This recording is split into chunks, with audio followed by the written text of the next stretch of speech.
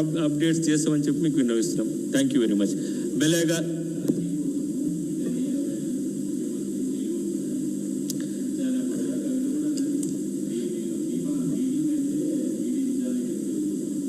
అయితే ఇప్పుడు సోనియా గాంధీ గారు ఈడీ కేసు ఫేస్ చేసిండ్రు. ఒకటే చెప్తా, ఇది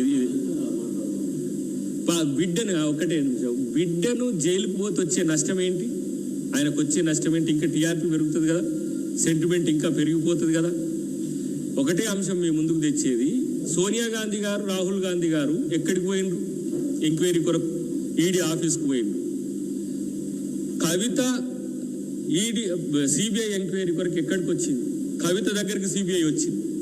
మమ్మల్ని అరెస్ట్ చేసిండ్రు, కొట్టిండ్రు. ఆ రోజు బెల్లయ్య నాయక్ గారు, మేము ఎంపీలు, మన ఆ రోజు ఉత్తమ్ కుమార్ రెడ్డి గారు, మన రేవంత్ రెడ్డి గారు అంతా ఉండే. మమ్మల్ని ఈడీ ఆఫీసు సిబిఐ ఏరియాలకు మమ్మల్ని తిరగనియాలి.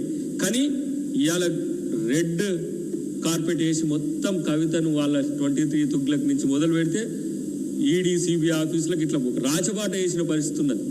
కాబట్టి ఇవాళ అరెస్టులు అవుతాయా? అసలు జైలుకు పంపిస్తారని నమ్మకం ఉందా చారి గారు? చూద్దాం రేపు. అసలు కవిత అరెస్ట్ కాదు అని నేను బాటం లైన్ చెప్తున్నా. ఇంకా ఇది ఓన్లీ